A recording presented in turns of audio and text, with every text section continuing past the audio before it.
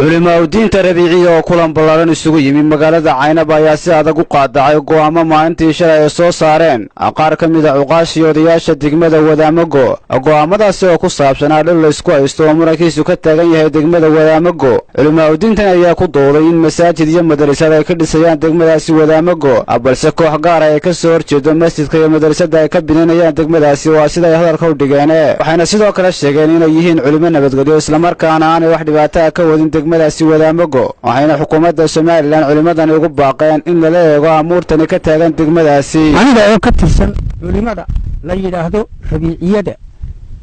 kana dhashay dadka yaala inta u dhaxaysa Qorlugud iyo Wadaamago waxaan halkan ka sheegayaa arintaa nalaga keenay haddaan nahay culimada rabiiciyada ashkatada ee nalaga keenay ee muddo dheerba la wadwaday inay tahay wax buulbuulina oo sida ay loo sheegay ee dhulka loo mariyay ayna ahayn oo 8 sanadood la yaqaanay waxa aan nahay ama aan dhulka ku joogno oo nalagu yaqaano nabadgelyo mucaarad la'aan ilaa aadan cadde ilaa yoomana hada oo xukuumadda Soomaaliya wax mucaarada oo dad xumaysa oo dal xumaysa oo qalaan qala midna aan nalagu arag waxaan leeyahay annaku waxaan nahay culimada nabadgelyo waxaan ka soo gudbinayaa arrinka Wadaamago ka socda ee la isku haystay ee masaajidka hadaan nahay odayaasha Wadaamago annagu in la dhiso waan taageersanahay kuwa diidayana waa koox bay ka socdaan aadan afkurla u jiifa waxa la wixii ayaan ku korsanahay waxa weeyaan masaajidkan waa ogolaya macaamada nolol saayada haddii aanu nahay deegaanka Wadaamago tamayarta ka tirsan dariiqada loo yaqaano rabiiciyada annagoo ah deegaanka iyaguna masaajido ay ka adimaan iyo kuwa ay joogaanba ay leeyihiin in annaguna masaajid haddaan nahay culimada timawinta ama tamayarta taawacsan aanu ka codsanay inay masaajid noo dhisaan maadaama aanu kala aaminsanahay laba caqiido ama laba culimo dabadna saanu ku wada noolaadano waxaa dhacday inay noo diideen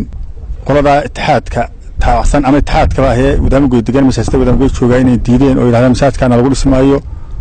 anagu waxaan dhisnaa waa masaajid waa beedka Ilaahay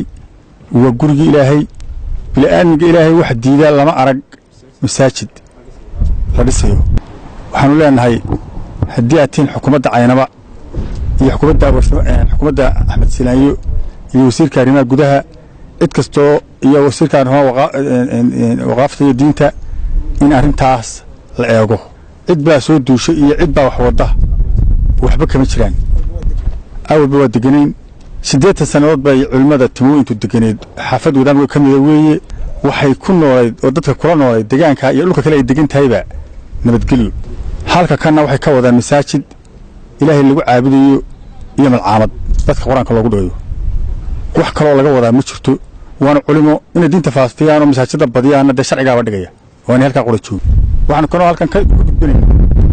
uqaasha sheeganayay ee shalay Wadaamago yimi meesha Wadaamago yimi yiri xerba nala ballantada nagu ballan furtay TV-da si taayeen ama saxaafadda u sheegeen waa waxba kama jiraan ballan waa la qaaday sabtidii baa la ballamay shalay tahayd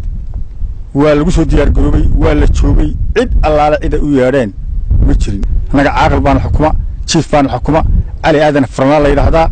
uu la socday uu ka biyadiiday shirki waxaan kale dowladda Soomaaliland iyo dadka islaamka ay weysiinayna annagu haddaan nahay culimada rabiiciya timayar iyo timooyin kuwa Wadaamago jooga iyo kuwa qudbiga deganba masaajid iyo malcaamad baanu dhisaynaa waxaanu u sheegaynaa dhulka aanu ka dhisaynana waa dhul aanu leenahay Salabaan Cilmi Saciid Salabaan Kiiko wararka fogaan aragga xorta ee Star